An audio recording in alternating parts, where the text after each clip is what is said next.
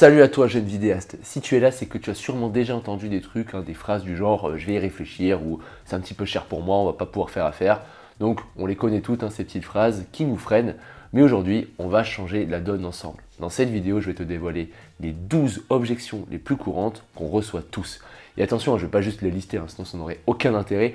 Je vais te donner des astuces béton, testées et approuvées pour transformer ces objections en vraies opportunités. L'idée, c'est que je vais t'expliquer comment déconstruire l'objection, comment y répondre et comment justement ça va pas marcher dans 100% des cas, bien entendu. Mais en tout cas, ça va te donner une piste de dialogue et te donner un vrai état d'esprit pour comprendre comment te positionner comme un conseiller de confiance et transformer justement des objections, un truc qui était mort à la base, en opportunité. Vous le savez, sur cette chaîne, on ne fait pas dans le blabla, c'est la seule chaîne qui te parle vraiment de business vidéo. Donc si jamais tu veux vraiment propulser tes conversations avec tes clients et créer une vraie connexion, reste avec moi parce que chaque seconde de cette vidéo, ça va être un pas de plus vers ton succès. Alors, est-ce que tu es prêt à gérer les objections comme un boss? C'est parti. Avant d'aller plus loin, dans la description, il y a pas mal de bonus qui vont t'aider justement à propulser ta carrière de vidéaste entrepreneur, à te professionnaliser en tant que vidéaste et à te structurer d'un point de vue commercial et marketing. Donc n'attends plus, c'est juste dans la description, tu peux télécharger tout ça, c'est totalement gratuit. Sur ce, on reprend la vidéo. Alors si tu es là, c'est que tu es prêt à plonger dans le vif du sujet. Mais avant, cette vidéo m'a pris pas mal de temps à écrire et à faire, donc un petit like, un petit commentaire, ça m'aiderait énormément. Bon alors, commençons et parlons franchement. Qui est-ce qu'ici n'a jamais eu cette sensation de déception quand un client te donne une objection comme ça, il te la balance en pleine figure? Donc on a tous connu ce moment où on se sent presque trahi, comme si tout notre boulot était soudainement remis en cause. On se demande mais qu'est-ce qui va pas? Qu'est-ce qui lui passe par la tête à ce client? Mais stop, avant de te laisser submerger par cette émotion, rappelons-nous ce qu'est vraiment une objection. Il faut se rappeler d'une chose, c'est que cette objection, c'est souvent un signe que ton client est vraiment intéressé. En fait, ce qu'il te dit, en gros, c'est « j'aime bien ce que tu proposes, mais il y a ce petit truc là, ce petit caillou qui me chiffonne, qu'est-ce qu'on peut faire ?» Alors, comment on gère ça? Donc déjà, je vais te donner, avant de parler des objections, une technique assez simple que tu vas pouvoir répliquer. C'est une méthode que j'ai inventée qui s'appelle la méthode RPA, réception, position, action. La réception, c'est que tu vas montrer à ton client que tu l'écoutes. Tu sais, un simple « ah, je vois ce que tu veux dire » ou « je comprends », en fait déjà ça peut faire des merveilles. Position, ça va être le moment de donner un argument, donner ton point de vue et d'apporter un éclairage nouveau sur la situation. Et l'action, c'est l'idée de renvoyer l'objection, de faire participer ton client à la réflexion et à la problématique. Donc l'idée, ça va être de poser une question pertinente et justement d'attendre sa réponse, même si ça prend un petit peu de temps. Et en maîtrisant cette méthode, tu verras que chaque objection va devenir une opportunité de renforcer ta relation avec ton client et d'être dans un état d'esprit, ok, il y a une problématique, on ne peut pas s'entendre là sur les termes qui ont été dits, mais comment on peut trouver un terrain d'entente pour que ce soit un accord gagnant-gagnant. Donc ça c'est la base, maintenant que ça c'est fait, c'est parti, on va voir ensemble comment appliquer cette technique à 12 objections courantes dans le monde de la vidéo. Reste bien jusqu'à la fin parce que chaque conseil va compter. Objection numéro 1, combien ça coûte? On commence fort avec une objection qu'on a tous entendue. Combien ça coûte? À première vue, bon, ça a l'air simple, il suffirait de donner son prix. Mais en réalité, cette objection, cette question cache souvent bien plus. Quand quelqu'un te demande le prix directement, ce qu'il veut vraiment savoir en fait, c'est est-ce que ça vaut le coup? Et si jamais là tu balances ton chiffre, ton prix comme ça, sans vraiment avoir expliqué tout ce que tu apportes, il y a de grandes chances que la personne en face se dise « waouh, c'est super cher ». Et c'est là où tu vas te retrouver avec une objection qui est difficile à gérer, et c'est pour ça que cette question de combien ça coûte dans les premiers temps de l'interaction, c'est en réalité une objection, pas une question anodine. Alors, comment tu peux t'en sortir? La clé, ça va toujours être de recentrer sur le besoin. Au lieu de donner un prix directement, tu peux répondre quelque chose comme « ça dépend ». Bien sûr, la personne va te demander « ça dépend de quoi ?» et c'est là où tu vas rediriger la conversation. Eh bien, ça dépend de ce que vous cherchez. Parlons de ça et je pourrais vous faire une offre adaptée. Donc ça, c'est la bonne approche parce que tu mets en avant ce que tu proposes avant même de parler d'argent. Tu te donnes le temps de construire une offre sans te retrouver à négocier trop tôt et surtout sans avoir rien à quoi te raccrocher pour négocier. Et là, le point important, c'est que je parle du fait que cette objection arrive dans les débuts de cycle de vente, donc par exemple sur un échange de mails de prospection, directement la personne pose cette question-là, ou dans les premiers échanges de téléphone. Mais bien entendu que si cette question du prix arrive à la fin d'un entretien de vente qui a été bien mené, en fait c'est tout à fait normal justement là d'en parler. À ce stade, tu as deux options. La première, c'est que tu connais déjà le prix adapté à la situation, donc tu peux le donner directement en expliquant ce qu'il y a dedans. La seconde, c'est que tu as besoin de réfléchir un peu plus pour ajuster ton offre. Dans ce cas, tu peux répondre quelque chose comme écoutez, j'ai toutes les informations, je vais préparer une proposition détaillée pour ce projet-là, je vais vous l'envoyer dans l'après-midi, et si je n'ai pas de réponse de votre part, je vous appelle demain à 11 h. Est-ce que ça vous va? Avec cette approche, tu montres que tu es proactif, que tu respectes le temps de ton client et que tu es prêt à t'adapter pour lui pour fournir la meilleure offre possible. Ça, c'est un accord gagnant-gagnant. Objection numéro 2, je ne suis pas intéressé. Alors ça, c'est une objection courante lors des échanges commerciaux. C'est le fameux je ne suis pas intéressé. Beaucoup parmi nous ont un réflexe presque naturel en fait qui pose immédiatement la question pourquoi vous n'êtes pas intéressé? Mais c'est ici que se trouve un petit peu le piège, une embûche classique dans lequel il est très facile de tomber. Donc posez-vous juste la question, pourquoi mettriez-vous votre client dans une position où il devrait justifier votre désintérêt? Imaginez que vous êtes dans un magasin et que vous voulez rien acheter et que quelqu'un vous dit pourquoi vous voulez rien acheter? C'est un peu gênant comme question et c'est pas quelque chose que vous voulez faire vivre à votre client. Donc cette approche, cette question met inutilement le prospect sur la défensive et éloigne encore plus la possibilité d'une vente future. Première chose à comprendre, il n'est pas toujours nécessaire ni même judicieux de demander directement la raison de leur désintérêt. Souvent, la réalité, elle est bien plus nuancée. En fait, peut-être qu'il s'agit juste d'un mauvais timing, d'une question de budget, ou encore que vous parlez à quelqu'un qui n'a pas vraiment le pouvoir de décision. En réalité, et ça je présume que vous l'avez compris, ce n'est pas vraiment la véritable raison pour laquelle un prospect hésite ou refuse. C'est juste une manière polie de vous dire non, en fait, voilà, je veux juste qu'on arrête là la conversation. Mais comprenez que derrière ce mur-là, derrière ces mots, se cache souvent une autre objection qui est bien plus profonde et votre objectif, ça va être d'aller l'identifier. Donc la clé, c'est d'approcher cette objection avec une attitude d'écoute active et de curiosité bienveillante. Au lieu de voir ce « je ne suis pas intéressé » comme une fin de parcours, voyez-le comme une invitation à creuser davantage. La vraie objection pourrait être liée à une multitude de raisons, il y en a plein en fait. Comme j'ai dit, il y a peut-être un manque de compréhension du produit, du projet, des inquiétudes concernant le prix, des doutes sur l'utilité de votre offre par rapport à leurs besoins actuels, ou même des expériences négatives passées avec des offres similaires avec d'autres vidéastes, c'est pas impossible. Et dernier point, après je vous jure qu'on attaque l'objection, il est démontré que 80% des ventes nécessitent au moins 5 suivis pour conclure un accord. Donc en fait, si c'est la première ou deuxième fois que vous parlez à un prospect, vous pouvez respirer, il y a encore du temps devant vous. Donc maintenant, comment aborder cette objection de manière intelligente? Vous pouvez essayer ceci. Je comprends parfaitement votre position, monsieur, madame, la prospect.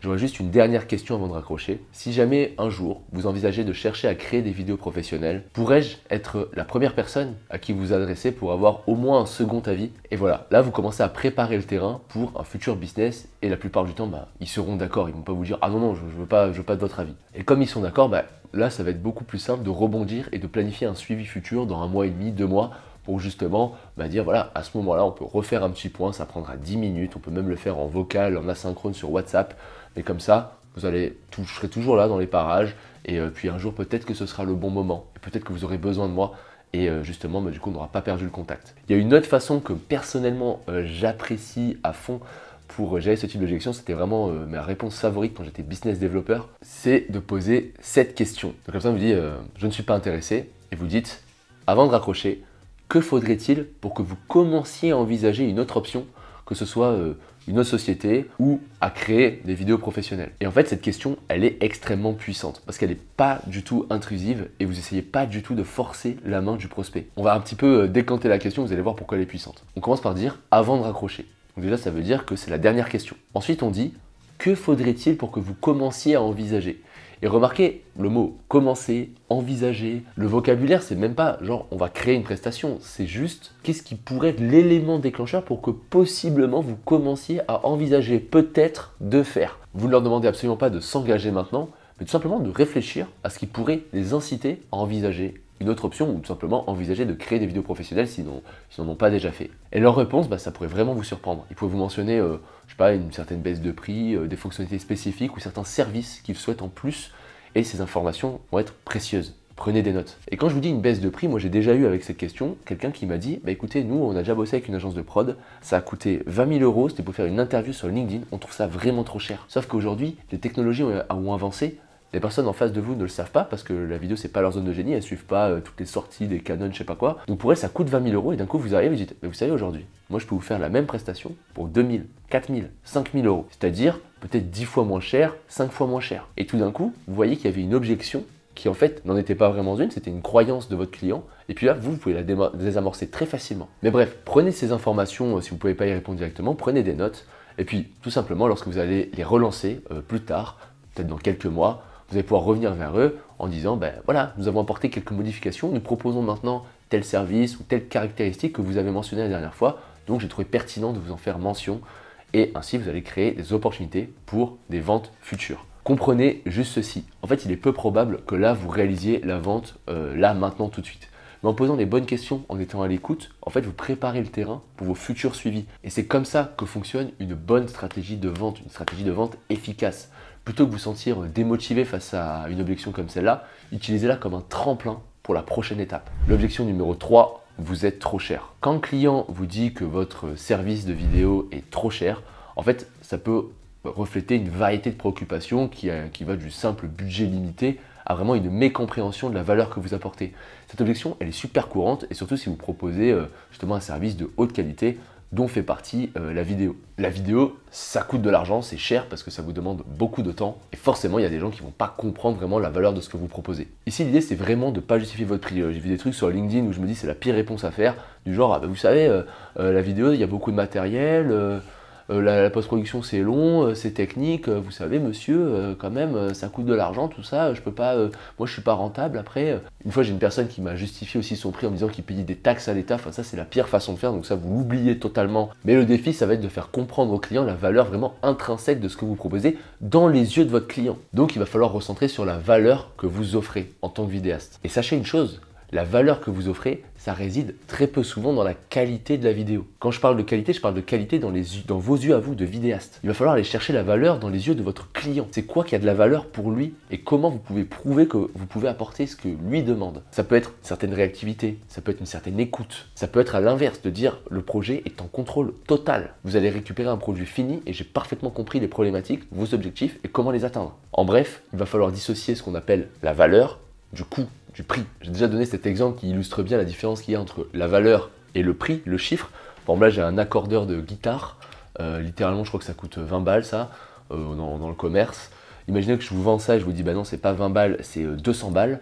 D'un côté vous allez trouver ça directement super cher parce que vous allez dire mais qu'est-ce qu'il a cet accordeur spécialement pour coûter 200 balles. Mais maintenant je prends ces mêmes 200 € et je vous dis bah écoutez je vous vends le dernier Canon R5, vous allez trouver ça pas cher. On parle du même prix, c'est juste que vous attribuez une valeur différente au Canon R5 que à cet accordeur de guitare. Donc maintenant, comment vous pouvez répondre? Je vais faire une réponse un peu globale. Je comprends parfaitement vos préoccupations concernant le prix. En fait, moi, ça m'aide à mieux cerner vos attentes. Est-ce que vous pouvez m'en dire un petit peu plus sur, selon vous, ce qui constitue un tarif élevé pour ce service? Le client pourrait vous répondre, voilà, je ne m'attendais pas à ce que ça coûte autant. Et là, plutôt que de justifier immédiatement votre tarif, comme on a dit qu'il faut éviter de faire, essayez de qualifier davantage les attentes du client. Donc vous pouvez répondre un truc du genre, je respecte totalement votre point de vue. Avant de poursuivre, est-ce que je pourrais connaître peut-être votre budget pour ce projet? Moi, ça va me permettre de mieux comprendre vos attentes et de voir comment je pourrais peut-être m'adapter. Si le client est réticent à partager son budget, il pourrait vous répondre quelque chose comme moi, vous savez, je suis pas vraiment à l'aise à l'idée de partager mon budget comme ça. Pour vous, il va être crucial d'expliquer pourquoi cette information est bénéfique pour lui. Encore une fois, on revient à la valeur. Vous pourrez répondre quelque chose comme, je sais pas, je comprends parfaitement vos réticences, cependant, connaître votre budget est dans votre intérêt. Pensez-y comme lors de l'achat d'une voiture par exemple. Il y a des modèles citadins, il y a des modèles de sport, des modèles haut de gamme. Chacune de ces voitures répond à des besoins et des budgets spécifiques. En connaissant votre budget, pour la vidéo, je pourrais tout simplement ajuster mon offre pour maximiser l'atteinte de votre objectif tout en respectant vos contraintes financières. Cela nous assure que vous obtiendrez la meilleure valeur possible pour votre investissement. Le client pourrait vous dire d'accord, je vois ce que vous voulez dire, mon budget est d'environ tel montant. Vous pouvez répondre parfait, merci de m'avoir partagé cette information. Avec ce budget, voici ce que nous pouvons réaliser ensemble. Et puis là, vous commencez à parler un petit peu de la solution que vous pouvez apporter. Le scénario que je viens de faire, il est assez généraliste. En réalité, dans les interactions, il y a peut-être d'autres choses sur lesquelles vous pouvez vous raccrocher dans l'entretien client. Mais en fait, ça met en avant l'importance d'adopter une approche consultative et empathique. L'idée, ça va être de chercher à comprendre la perspective du client. Pourquoi il trouve ça trop cher? Et l'idée, c'est pas forcément de baisser votre prix, c'est d'augmenter la valeur que vous apportez. Et c'est comme ça que vous allez renforcer la confiance que votre client envers vous et la valeur perçue de votre service. Dernier point, il y a des clients pour qui le budget c'est 300 €. Dites-vous un truc, si jamais l'enjeu du client c'est uniquement le budget et il ne veut absolument pas de la qualité ou quoi que ce soit, c'est un mauvais client. Vous partez, vous passez à un autre, perdez pas de temps. Objection 4, je vais réfléchir à votre proposition et je vais revenir vers vous. Lorsque vous êtes dans une situation de vente, j'imagine que vous l'avez déjà entendu 10 000 fois, c'est très courant de rencontrer cette objection. Ouais, j'ai bien vu votre proposition, vous savez quoi? Je vais y réfléchir puis je reviendrai vers vous quand ça vous intéressera. Alors, qu'est-ce que ça signifie et comment la gérer efficacement? Déjà l'explication, les prospects expriment souvent leur hésitation à travers des phrases un petit peu vagues, vous le faites aussi. pour éviter justement un engagement immédiat. Pensez à des vendeurs qui essaient un peu de vous forcer la main, vous dites rarement la vérité, vous dites pas excuse-moi, t'es en train de me saouler, vous dites des trucs, ah j'ai pas le temps, je dois y aller, j'ai un rendez-vous, alors qu'en fait vous avez absolument aucun rendez-vous, vous avez tout votre temps. Donc ces objections, elles cachent souvent d'autres raisons sous-jacentes. Il y en a plusieurs, on va pas toutes les citer, mais voilà, ça peut être le coût, ils estiment que le produit est trop cher pour eux. Ils n'ont pas bien compris la valeur, il n'y a pas vraiment d'urgence, en fait ils ne voient pas pourquoi ils devraient prendre une décision là, maintenant, tout de suite. Il y en a des tas d'autres, on ne va pas toutes les détailler, mais bref, il va falloir creuser. Donc en tant que professionnel de la vente, il va être essentiel pour vous de déchiffrer les véritables raisons et d'y répondre d'une manière appropriée. Sinon le prospect, il va jamais revenir vers vous. Donc si jamais on fait un scénario fictif, le client pourrait vous dire, voilà, je vais réfléchir à votre proposition et je reviens vers vous. Et vous pourrez répondre, moi je comprends tout à fait votre souhait de prendre le temps de la réflexion. Vous avez bien raison de faire ça. Cependant, moi, d'après mon expérience, lorsque quelqu'un me dit cela, ça fait longtemps que je fais ça, je n'entends plus jamais parler du prospect. Donc d'après mon expérience, il y a des préoccupations non exprimées. Que faudrait-il pour que vous et moi, nous signions cet accord maintenant? Si on s'arrête là sur la question, c'est ultra balèze. Vous mettez le doigt sur l'objection, vous dites, voilà, souvent il y a des préoccupations non exprimées d'après mon expérience, et vous posez une question claire de dire, qu'est-ce qui manque là maintenant pour que vous et moi, on signe ce deal maintenant et qu'on sorte avec cet accord-là. En fait, quoi que le client vous réponde là, ça va être la vraie objection. Si vous répondez un truc vague, vous recreusez derrière. Donc là, le client pourrait vous dire, vous savez, c'est un investissement important quand même. Et là, c'est important de ne pas répondre comme ça directement à l'investissement. Continuez de creuser, posez des questions. Donc vous pourriez répondre quelque chose comme, moi je comprends parfaitement. Du coup, j'ai une question. Est-ce que le coût pour vous, c'est la principale préoccupation? Et le client pourrait vous répondre, je sais pas, en partie oui. Et en fait, vraiment, je suis pas vraiment sûr de la valeur que ça apportera à notre entreprise. Et vous pouvez répondre, d'accord, c'est une préoccupation parfaitement légitime. Donc permettez-moi d'approfondir avec vous comment notre offre peut répondre à vos besoins spécifiques et générer un retour sur investissement. Si le coût est toujours un obstacle, on va pouvoir discuter peut-être des options de financement ou de paiement. Est-ce que cette proposition vous semble OK? Donc là, vous voyez, j'adopte directement les préoccupations du client et j'adopte une approche assez consultative. Donc n'oubliez pas, votre objectif, c'est pas seulement de vendre, mais c'est d'offrir une solution qui apporte de la valeur et qui va aider votre client. Là, j'ai pris cet angle-là de dire, on va voir comment ça va faire le retour sur investissement, mais ça aurait pu être autre chose. J'aurais pu dire, écoutez, moi ce que je vous propose, c'est que je vais reciter un petit peu toutes les problématiques que vous m'avez données, et s'il y en a qui manquent ou quoi, vous me le dites, on les rajoute, et je vous donne les solutions pour chacune de ces problématiques qu'on propose, et vraiment la méthode pas à pas qui va vous aider à avoir un retour sur investissement ou atteindre tel objectif. Vous êtes un consultant, vous êtes un conseiller de confiance. Objection numéro 5, je dois faire des recherches d'autres prestataires avant. Donc lorsqu'un client ou un partenaire potentiel vous fait part de son désir de continuer des recherches ou d'étudier d'autres prestataires, forcément ça traduit une certaine hésitation, en tout cas un manque de confiance, parce que sinon il s'engagerait direct avec vous. Donc il va être important, encore une fois, de déceler les vraies raisons, et pas cette fausse raison, de cette hésitation et de les adresser directement. Donc le client, par exemple, il vous dit j'apprécie votre proposition, mais voilà, moi je dois continuer à faire des recherches d'autres prestataires. Vous pourriez répondre, moi je comprends parfaitement votre problème, est-ce que vous pouvez me dire précisément ce que vous recherchez ou ce qui vous fait hésiter dans notre offre? Vous voyez, je pointe directement l'offre, le besoin. Le client pourrait répondre, je vais être sûr que ce que vous proposez correspondra à mon audience, à mes besoins. Et vous pouvez répondre, et c'est tout à fait légitime comme demande, effectivement, dans votre cas, je ferai la même chose.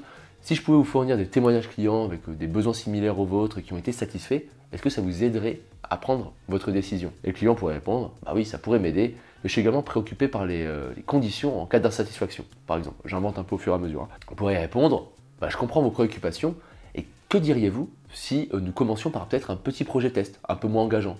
Donc ça vous permettrait d'évaluer la qualité de notre travail et de voir si notre collaboration est fructueuse. Si vous êtes satisfait du résultat, autant sur le plan de la collaboration humaine que sur le plan purement business, nous pourrons rediscuter par la suite de la suite à donner à cette collaboration. Donc ça limiterait les risques pour vous. Est-ce que cela vous conviendrait? Le client pourrait vous répondre, c'est une bonne idée, si vous pouvez organiser ça, je serai en mesure de prendre une décision beaucoup plus éclairée. Vous pouvez répondre, écoutez, je vais vous proposer une proposition commerciale pour ce projet test. Moi, mon objectif, c'est de m'assurer que vous êtes à l'aise et confiant dans votre choix, que ce soit avec nous ou que ce soit avec un autre prestataire. Donc la provision d'un projet test, de cette manière-là, c'est une manière efficace de démontrer la valeur de votre service tout en rassurant le client sur la qualité de votre travail. Votre objectif, c'est de limiter le risque côté client. Et vous voyez qu'avec une méthode comme ça, probablement qu'il va signer la proposition commerciale du projet test, il va pas prendre le temps d'aller voir d'autres prestataires et c'est bingo pour vous. Petite parenthèse dans la vidéo, vous voyez qu'à chaque fois que je fais une réponse, RPA, réception, je comprends, oui c'est légitime, vous avez raison. Position, je donne un argument, puis après, je pose une question ouverte. C'est magique, hein, cette méthode. Objection numéro 6, je vais y réfléchir. Donc voilà, c'est normal de réfléchir aux offres, mais quand on entend je vais y réfléchir, en fait, ce qu'on entend, c'est je vais jamais revenir. Et c'est une objection extrêmement courante de rencontrer, voilà, je vais y réfléchir, laissez-moi le temps de réfléchir à votre offre, ce genre de phrase. Et cette objection, c'est souvent source de frustration, parce que une fois que le prospect s'éloigne avec cette réponse, il revient jamais, comme je viens de le dire. Donc le plus souvent, lorsqu'un client dit je vais y réfléchir, ça ne signifie pas nécessairement qu'en fait il veut vraiment prendre le temps de réfléchir. Ça, il faut le comprendre, c'est la mauvaise raison ça. Ça, c'est pas la bonne objection. C'est juste une manière polie de dire, sans avoir à expliquer, non. Donc, derrière cette objection se cachent souvent des sous-entendus tels que ouais, je ne suis pas sûr que vous puissiez m'aider, je ne sais pas si vous offrez la bonne solution à mon problème. Enfin bref, vous comprenez, il y a une objection sous-jacente, il va falloir aller creuser. La clé pour éviter cette objection, c'est un peu plus subtil, c'est d'être proactif. Il va falloir anticiper l'objection en la gérant dès le début de la conversation. Moi, c'était ma méthode, elle marche grave et je vais vous la partager dans cette vidéo. Donc, dans l'introduction de votre entretien client, vous pouvez formuler ce genre de phrase. Bonjour monsieur, madame, je suis ravi que nous ayons cet entretien aujourd'hui pour voir comment je peux vous aider à améliorer votre entreprise au moyen de vidéos professionnelles. Avant de commencer, est-ce que je pourrais vous poser quelques questions? Là, le client forcément va vous dire bah oui, allez-y. Et vous allez dire quelque chose comme à la fin de cet entretien, vous pourriez avoir 3 réactions. La première, ce serait de me dire la proposition me convient, travaillons ensemble. La seconde serait de dire bah non, ce qui est parfaitement acceptable, vous avez le droit de refuser mon offre, tout comme j'ai le droit de refuser une collaboration si je sens que ce n'est pas adapté. Et la troisième réaction, et c'est celle que j'aimerais éviter, c'est je voudrais y réfléchir. Souvent, cela signifie simplement un non poli.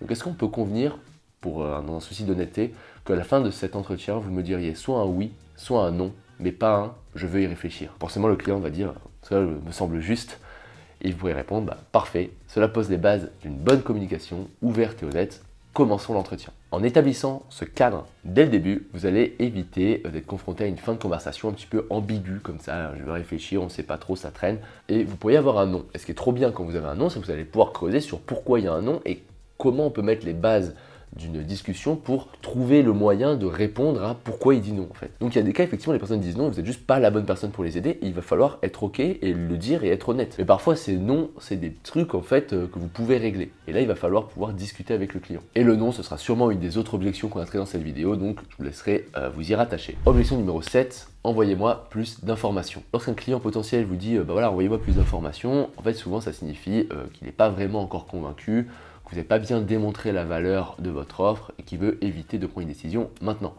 Donc ça, c'est pas vraiment une demande d'information supplémentaire, vous commencez à comprendre le truc, c'est plutôt une manière polie de repousser l'engagement, comme d'hab. Donc par conséquent, plutôt que d'envoyer des informations comme ça et d'espérer une réponse, il va être important de creuser plus profondément pour comprendre la véritable préoccupation du client. Vous avez compris, les objections, c'est toujours ça. Il y a un faux truc, on creuse la vraie objection. Donc le client pourrait vous dire bonjour, j'aime bien ce que vous proposez, est-ce que vous pourriez m'envoyer plus d'informations? Vous pourriez répondre, bien sûr, moi je suis ravi que votre offre vous intéresse, qu'aimeriez-vous savoir exactement? Le client pourrait vous dire, pourriez-vous m'envoyer des témoignages clients ou des études de cas? Vous pourriez dire, absolument. Juste pour clarifier, si je vous fournis ces témoignages et ces études de cas et que tout semble bien, seriez-vous prêt à prendre une décision? Le client pourrait répondre quelque chose comme, je vais devoir encore réfléchir à votre offre. Comment ça se rapprocher de la vraie objection? Vous pourriez répondre, écoutez, je comprends tout à fait. Est-ce qu'il y a des préoccupations spécifiques que vous avez en tête? Est-ce que c'est peut-être le budget ou autre chose? Le client pourrait vous dire, ah oui, en fait, le budget, c'est une des raisons. Et là, vous dites, d'accord, écoutez, je vous propose de parler de ça. Que puis-je faire pour résoudre cette préoccupation pour vous? Et voilà, vous avez vu, on commence à aborder la vraie objection, puis on va traiter l'objection du budget. On avance tranquillement. En gros, en étant direct, en posant les bonnes questions, vous allez pouvoir obtenir une réponse honnête de la part du client. Vous voyez comment je fais? Je présuppose pas à la place du client, à part le truc du budget que j'ai dit comme ça dans cette vidéo, mais je pose des questions, je dis d'accord, comment on pourrait faire pour avancer? Qu'est-ce qui vous gêne concrètement? Ah, ce point-là vous gêne, est-ce qu'il y a un autre point qui vous gêne? Je fais participer le prospect, c'est lui qui trouve les solutions. Moi je fais que poser les questions. Petite pause dans la vidéo, cette vidéo m'a pris du temps, donc si jamais tu es un vrai vidéopreneur et que tu veux soutenir mon travail, un petit like, un petit commentaire, merci beaucoup. Objection numéro 7, je n'ai pas le temps de parler avec vous. C'est une objection un peu moins courante, mais pourquoi pas, ça peut arriver. Donc, quand un prospect vous dit qu'il n'a pas le temps de vous rencontrer, forcément, c'est un signe qu'il est plutôt sceptique quant à la valeur que vous pouvez lui apporter. Parce que sinon, il prendrait un appel avec vous, il passerait des heures avec vous. Donc là, il va être essentiel de ne pas se montrer un petit peu désespéré ou trop accommodant. Il va falloir équilibrer le rapport de force en montrant que votre temps aussi est précieux, il est autant précieux que le sien. Donc là, l'idée, c'est vraiment d'aborder l'objection de front, on va y aller, et d'assurer au prospect que vous ne voulez pas lui faire perdre son temps, et vous voulez plutôt l'aider à clarifier ses objectifs. Encore une fois, vous apportez de la valeur. Donc le client vous dit ah, désolé, là, je suis vraiment trop occupé en ce moment, j'ai vraiment pas le temps de vous rencontrer. Vous pouvez répondre, vous savez, moi je respecte totalement cela, j'ai les mêmes problématiques. Moi, mon intention, c'est pas de vous demander de prendre du temps pour moi. Ce que je vous propose, c'est qu'on prenne pas plus de 3 minutes et que je vous pose quelques questions qui vont, pour moi, me permettre de clarifier vos principaux objectifs. En fonction des réponses aux questions, je serai très OK à vous dire on peut faire affaire ensemble ou non et vous expliquer plus tard dans un mail, dans une proposition que je vais vous envoyer, toutes les idées ou les propositions que je peux vous faire pour vraiment vous aider à atteindre vos objectifs le plus rapidement possible. Si vous êtes OK, on part sur mardi 14h et on prend 14h03, je vous jure que c'est terminé. Et le client pourrait vous répondre, si jamais vous pensez que vraiment ça peut m'être utile, je suis prêt à vous accorder ces 3 minutes. Et donc voilà, en adoptant cette approche, vous allez montrer que vous respectez tout simplement le temps du prospect en soulignant la valeur que vous pouvez apporter. Objection numéro 8, est-ce que vous pouvez travailler gratuitement? Alors là, je vais commencer par dire que c'est un énorme warning, mais quand même, prenons le temps d'y répondre. Lorsqu'un client vous demande si vous pouvez travailler gratuitement, ça peut être dû à une variété de raisons.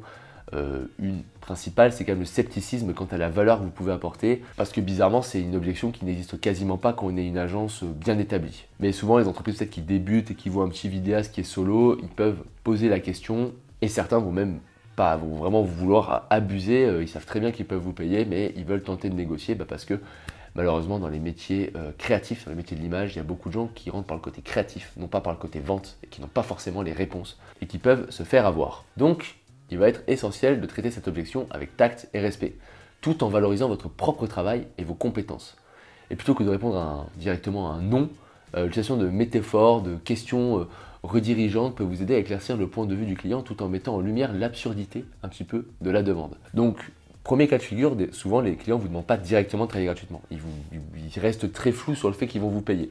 Donc ils peuvent vous dire, voilà, j'ai un tournage là le 26, tu peux venir. Et à aucun moment il est question d'un prix, vous avez parlé de prix ou quoi que ce soit. Moi ce que je vous conseille dans ce cas-là, c'est tout simplement de dire, écoute, super, j'ai validé le 26, j'ai bloqué ma journée, je serai là pour le tournage, je t'envoie ma proposition commerciale, tu peux me la retourner signée ou juste un OK par mail, ça suffit. Et comme ça, on pourra avancer sur ce projet. J'attends ton retour. En faisant comme ça, il n'y a pas de place à c'est gratuit, pas gratuit, quelque chose comme ça. Mais partons du principe que la personne vraiment est de mauvaise foi et vous dise ah non mais moi je pensais que c'était gratuit. Donc moi là mon approche c'est que je vais même pas vraiment traiter l'objection, c'est juste que je vais expliquer que c'est juste absurde en fait de penser comme ça. Et je vais tout simplement pointer le fait de dire qu'un service qu'on rend, que notre travail a une valeur et du coup forcément c'est rémunéré. Et du coup, quand le client me dit ah mais est-ce que vous pensez à travailler gratuitement, je vais poser la question tout simplement ah d'accord, ok, j'entends que vous ne voulez pas prendre de risques, mais qu'est-ce qui vous fait penser que mes services sont gratuits? Et je le laisse dans sa sauce un petit peu là. Là, à partir de là, ça va être compliqué pour lui de se démener là-dessus, parce qu'en réalité, il n'y a rien qui justifie le fait que j'aille travailler gratuitement pour quelqu'un que je connais absolument pas. Puis quand le client va vous dire ah bah non, je sais pas trop machin, vous pouvez dire exactement, je suis d'accord avec vous. Moi, mon travail a de la valeur dès le départ. J'apporte mon expertise, j'apporte mon temps, j'apporte mes ressources pour garantir le succès de votre projet. Et bien que, franchement, je vous le dis honnêtement, je comprends votre souci de rentabilité, on l'a tous en tant qu'entrepreneur. Travailler gratuitement ne respecterait pas la valeur que j'apporte. Peut-être qu'on peut discuter d'autres moyens de répondre à vos préoccupations, mais croyez-moi, voilà, quelqu'un qui vous demande de travailler gratuitement, en général, c'est mort. Vous pouvez faire demi-tour, ça sert à rien, vous allez perdre plus de temps qu'autre chose. Objection numéro 9, qu'est-ce qu'on fait si ça ne marche pas? Alors ça, c'est une objection qui est réelle pour le coup. C'est fréquemment soulevé par des clients qui ont des inquiétudes ou des peurs concernant l'efficacité ou la fiabilité d'un produit ou d'un service. Souvent, cette objection cache une expérience antérieure décevante avec un produit ou un service similaire. Et donc du coup, pour gérer cette objection, il va être crucial d'identifier et de comprendre les véritables préoccupations du client. Il va être essentiel de reconnaître leurs peurs, de définir leurs attentes et d'orienter la conversation vers la valeur ajoutée et les bénéfices que vous proposez. Ça peut être aussi dû à une mauvaise explication, c'est-à-dire qu'on ne comprend pas bien la valeur que vous apportez, et du coup le client il est sceptique, il aimerait bien tenter, mais d'un côté il a un peu peur et il prend un risque. N'oubliez pas qu'une bonne offre, c'est une offre qui minimise le risque pour votre client. Le client pourrait vous dire moi j'entends beaucoup de bien à votre propos, mais si ça ne fonctionne pas pour moi, qu'est-ce qu'on fait? Et vous pouvez répondre quelque chose, écoutez, c'est une excellente question. En fait, merci de la poser. Tout d'abord, est-ce que vous pourriez me dire ce que vous entendez par fonctionner? Comment définiriez-vous le succès pour ce service? Le client pourrait vous dire eh bien pour moi, réussir signifierait que j'obtiens un retour sur investissement, par exemple. Si je dépense de l'argent, je vais être sûr d'avoir des résultats tangibles. Vous pourriez répondre je comprends parfaitement, votre préoccupation est donc principalement liée au retour sur investissement. Avant de répondre, Puis-je vous demander si vous avez déjà eu des expériences négatives avec des services similaires, avec d'autres vidéastes par le passé? Le client pourrait vous dire bah oui, en fait, j'ai déjà dépensé de l'argent pour des solutions qui n'ont pas fonctionné pour moi, j'ai l'impression d'avoir gaspillé mon argent avec d'autres vidéastes, ils n'ont pas compris, blablabla. Et vous pourriez répondre, je suis désolé d'entendre cela, en fait, notre priorité, c'est de garantir la satisfaction de nos clients. Donc, si jamais vous me le permettez, j'aimerais aborder ce sujet sous un autre angle. Que se passerait-il si notre solution fonctionnait parfaitement pour vous et dépassait vos attentes? Le client pourrait vous dire, bah, ça changerait la donne, évidemment. Et vous pouvez répondre, exactement. Et notre objectif, c'est de vous offrir une solution qui répond à vos besoins et dépasse vos attentes.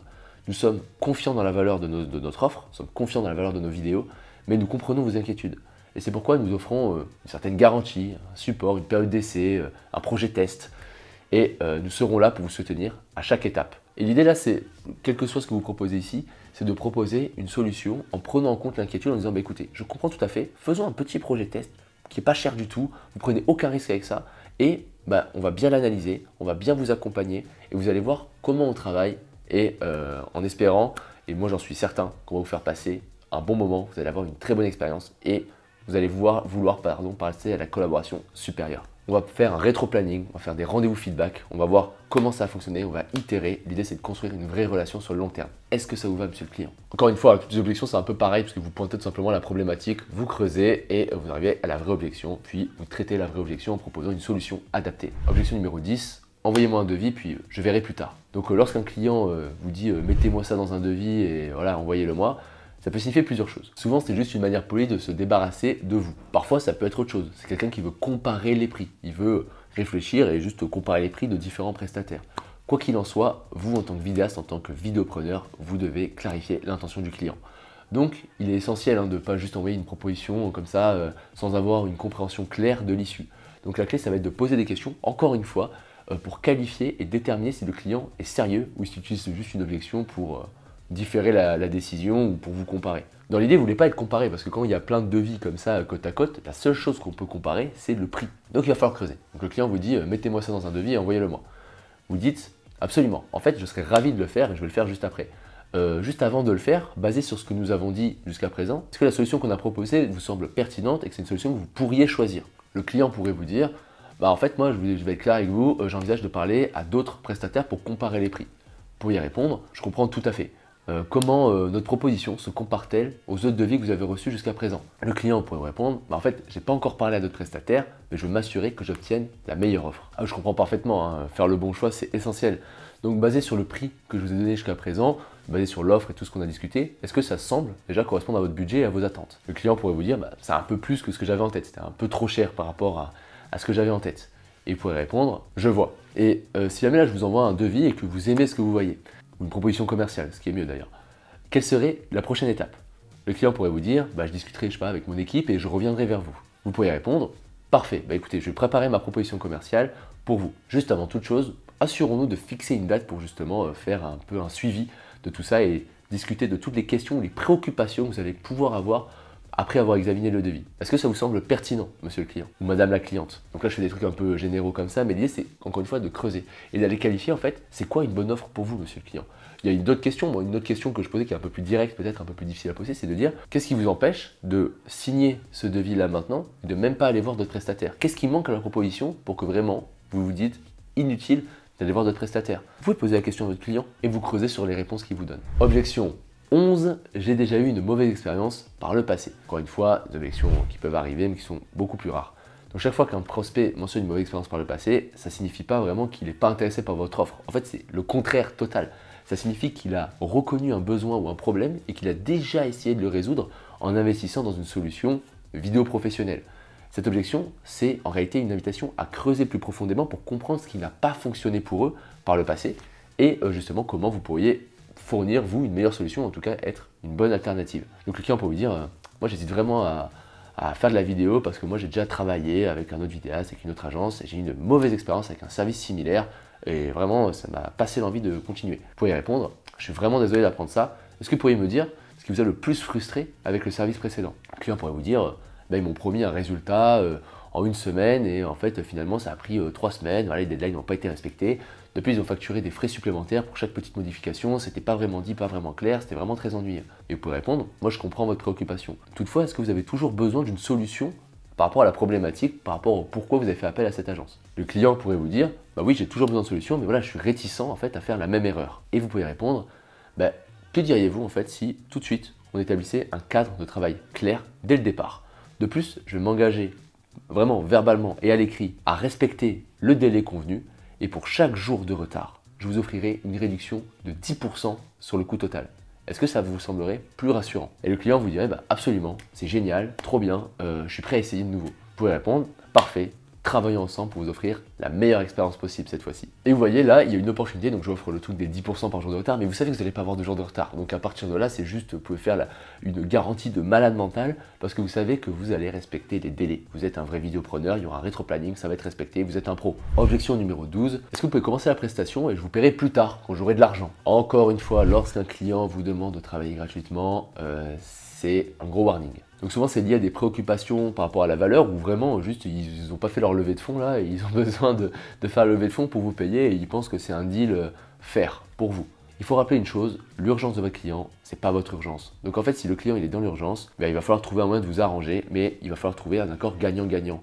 Gagnant-gagnant, c'est-à-dire que votre client il est gagnant, c'est-à-dire que vous êtes gagnant. Dans ce cas-là, vous n'êtes pas gagnant. Donc il est essentiel de vous rappeler que vous méritez d'être payé pour la valeur que vous offrez. Et la clé pour gérer cette objection, c'est commencer à établir une confiance et à démontrer votre valeur, à poser des bonnes questions, des questions stratégiques pour comprendre la véritable nature de l'objection. Donc le client par exemple peut vous dire, est-ce que tu peux commencer à travailler gratuitement, je te paierai plus tard parce que X, Y, Z. Et là toi tu peux répondre, moi personnellement j'aborde ces trucs-là de façon cash, je dis, je comprends parfaitement vos problématiques, qu'est-ce qui vous empêche aujourd'hui qu'on commence la prestation et de me payer directement? Le client pourrait vous répondre, je sais pas, je ne veux pas prendre le risque de payer, de ne pas obtenir ce que je veux.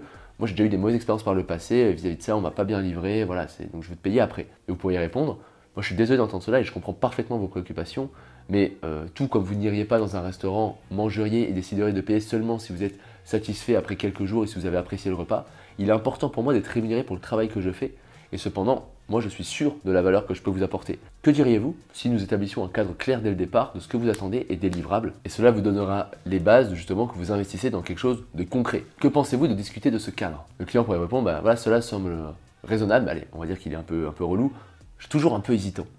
Ok, vous pouvez dire, je comprends tout à fait. Je peux également vous montrer des études de cas, des travaux que j'ai déjà réalisés pour d'autres clients. Je peux même vous les détailler, vous expliquer l'histoire de ces clients-là, où est-ce qu'ils étaient, leurs problématiques, la solution qu'on a mis en place, les résultats aujourd'hui. Moi, vous savez, la seule chose que je veux, c'est établir une relation de confiance avec vous et vous montrer que je suis là pour vous apporter de la valeur, je suis là pour vous aider. La clé pour surmonter cette objection, dans le cas où vous ne voulez pas juste nexter le client et partir ailleurs, c'est l'empathie. Il y a des clients, voilà, peut-être qu'ils vont vous dire je veux que vous travaillez gratuitement, c'est des mauvais clients. Il y en a certains, c'est lié à une expérience antérieure, c'est lié à d'autres problématiques.